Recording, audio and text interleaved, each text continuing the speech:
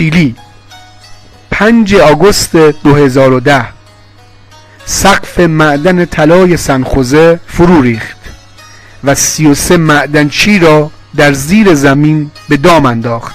مکان حبس در عمق 700 متری زمین بود. در ساعات اولیه این حادثه تصور میشد هر 33 کارگر جان باختند، ولی وجود یک طرح جسورانه کورسویی از امید را روشن نگه داشته بود. با استفاده از مته‌های حفر چاه نفت، تونلی تا حوالی مکانی که حدس می‌زدند شاید هنوز کسی زنده باشد حفر کنند و یک دوربین از پیشروی مته تا آن مکان لحظه به لحظه گزارش دهد. دولت شیلی از دانشمندان ناسا درخواست کمک کرد و یک تیم از دانشمندان و پزشکان و روانشناسان ناسا راهی محل حادثه شدند. بلافاصله مته‌ها به بالای معدن منتقل شدند و عملیات حفاری از روز دوم با سرعت متوسط 60 متر در روز آغاز شد. وجود موانع متعدد بر سر راه مته دانشمندان را مجبور کرد تا مسیر منحنی را برای آن پیش بینی کنند. روزها به کندی و با تلخی برای خانواده ها و دولت شیلی سپری می شد. بالاخره پس از 17 روز خبر خوشی از عمق 700 متری زمین با یک تکه کاغذ به جهان مخابره شد. Goldburn and his team discovered something incredible. A note is strapped to the end. Estamos bien en el refugio Los 33.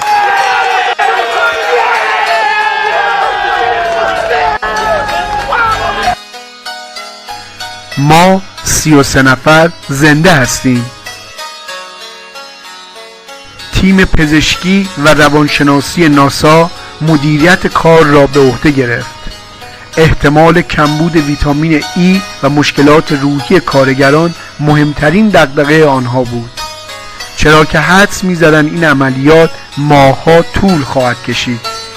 به جز وسایل برنده و مشروبات الکلی تقریبا همه چیز به محل حبس کارگران منتقل می‌شد. در گوشه دیگر جهان در آفریقای جنوبی جام جهانی 2010 جریان داشت و بنا به پیشنهاد این تیم بازی‌های فوتبال از طریق ویدئو پروژکتور برای کارگران پخش می‌شد.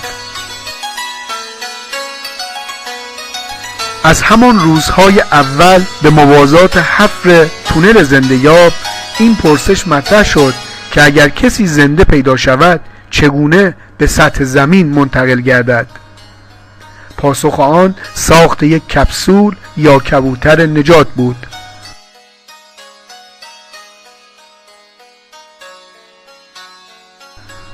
این کپسول شبیه سازی شده از اتاقک فضاپیما بود.